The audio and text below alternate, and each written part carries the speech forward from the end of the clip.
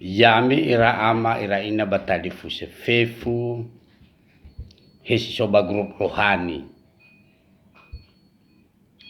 dalam nama Yesus maupun para teman-teman saya yang ada di grup reuni SMA, karena video saya selalu saya kasih ke sana. Saya meneruskan masalah perjalanan bangsa Israel dari tanah Mesir menuju tanah Kanaan. Pada episode yang lalu saya sudah sampai pertemuan Yakub dengan Firaun. Kata Firaun, tinggallah di mana yang engkau sukai, di tanah yang bagus, selama musibah kelaparan terjadi. Itu pesan. Karena Yakub itu cukup dikenal di tanah Mesir. Abraham, Yakub, Ishak, Ismail, Ishak itu cukup dikenal di sana. Jadi setelah perpisahan mereka nggak lama meninggallah Yakub, dan dia berpesan kepada anak-anaknya bahwa andai kata Tuhan memberikan anugerahnya kepada kalian nanti, tolonglah tulang belulang saya dibawa pulang ke tanah Kanaan. Beberapa tahun kemudian juga Yusuf sebagai penguasa keuangan atau kepala keuangan di tanah Mesir yang berkuasa penuh meninggal dunia. Setelah meninggal dunia, Firaun mencari ganti Yusuf, yaitu orang Mesir. Setelah orang Mesir ini masuk sebagai kepala keuangan, berkuasa penuh di tanah Mesir, dia melakukan perubahan semua kebijakannya. Setelah itu dia mengumpulkan beberapa tokoh tanah Mesir, dan termasuk kalau sekarang dibilang bidan, tapi dulu nggak ada, itu namanya dukun beranak dulu, ya. Kalau sekarang bidan atau apa. Setelah dia panggil itu, dia ngomong sama dukun beranak, penguasa ini, pejabat baru ini. Dan dia bilang semua kepada orang-orang hadir sini, bangsa Israel ini, mereka banyak daripada kita di tanah Mesir ini. Dan mereka kuat sekali daripada kita. Dan mereka cepat pertumbuhan, mereka lebih banyak daripada kita. Itu katanya. Untuk itu dia pesan kepada dukun beranak ini. Dia bilang, seandainya orang Israel itu atau perempuan yang melahirkan, coba lihat dulu sebelum keluar, sebelum melahirkan. Kalau anak laki-laki tolong dibunuh. Dan kalau anak perempuan tidak apa-apa hidup. Apa kata dukun beranak ini? Kata dukun beranak ini, Pak, orang Israel itu, perempuan Israel itu kuat sekali. Tidak seperti kita. Kami dipanggil sebelum kami sampai sudah melahirkan. Jadi kami tinggal membersihkan. Tidak bisa lagi berbuat membunuh. Diam dia. Tidak lama kemudian, beberapa hari atau beberapa bulan, bahkan tahunan, lahirlah Musa.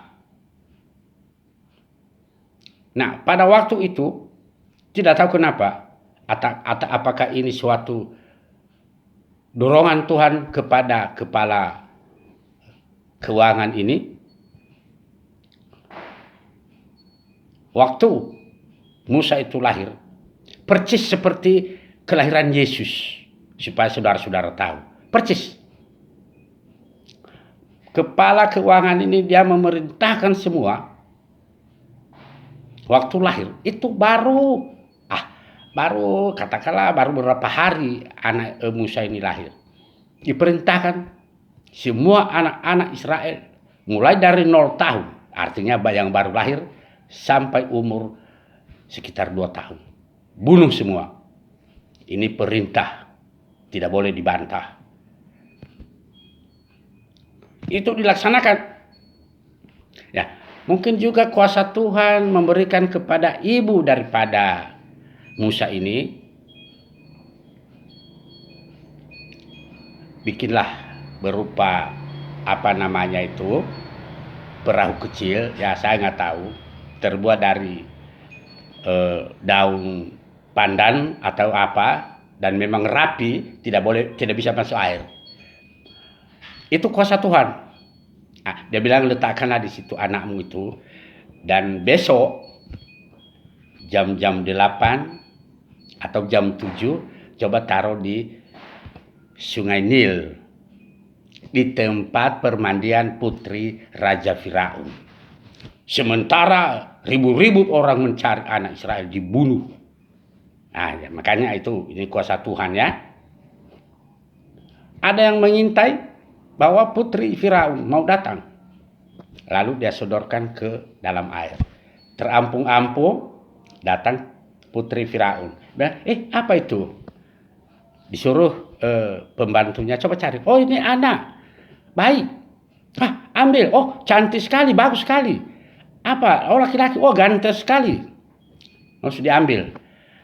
Lalu dia bilang, bagaimana caranya ini? Ini harus menyusui ini, karena putri Firaun ini belum punya susu, nggak bisa diminum anak kecil. Apa dia sudah kawin apa belum, nggak tahu, ya. Saya nggak tahu juga. Lalu yang mengintai tadi dia datangin, Bu, apakah perlu saya cari orang yang mengasuh anak itu? Ya, boleh. Nah, ini semua Tuhan sudah mengatur itu semua, ya. Nah, Tuhan sudah mengatur itu semua hidup kita ini. Lalu panggil, yang dipanggil adalah orang tua si Musa datang. Oh, ini Bu, ini susunya, kenapa nggak besar susunya, lagi melahirkan, netes mau diminum, ya. Ya Des, jangan minum itu ya Des, ya. Lalu dia bilang, tolong asuh anak ini sama saya. Semua biaya saya tanggung, ya. Tapi setiap minggu bawa ke istana Firaun. Dan inilah semua tanda-tanda. Makanya tentara Firaun tidak bisa dekat. Kalau ini anaknya putri Firaun, dititipkan untuk diasuh. Mereka mundur, tidak bisa. Nah, jadi begitu. Hari berjalan hari, bulan berganti bulan. Musa tinggal di rumah Firaun dan cepat besar. Ya, Tuhan mengatur semua. Setelah besar, para orang-orang Israel khawatir.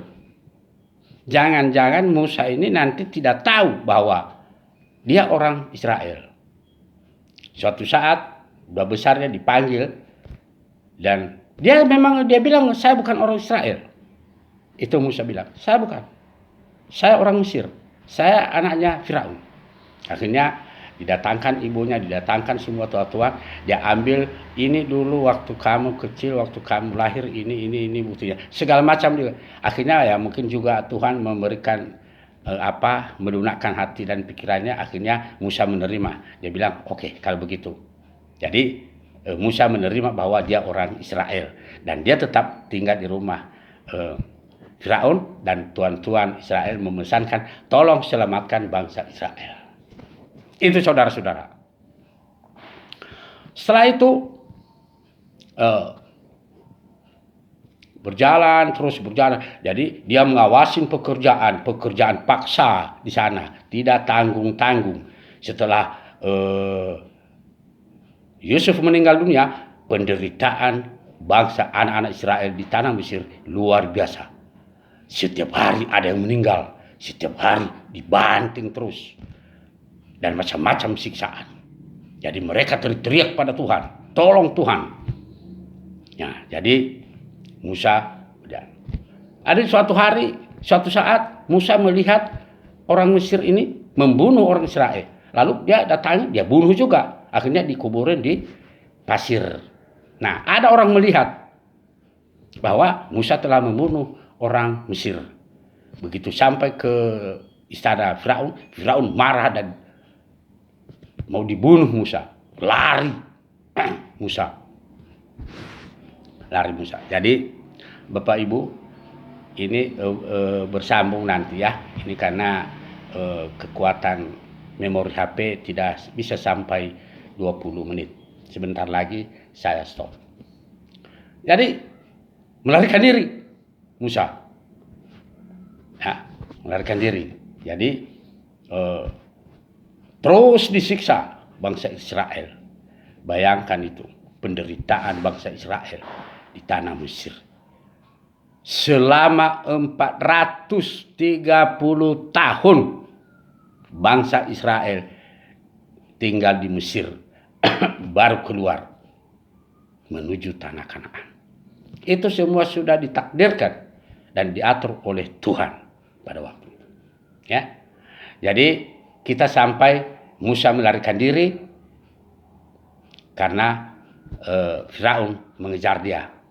Jadi ini secara bersambung sampai di sini. Yang penting sampai Musa melarikan diri karena dikejar, dimarahi dan dibunuh oleh Firaun.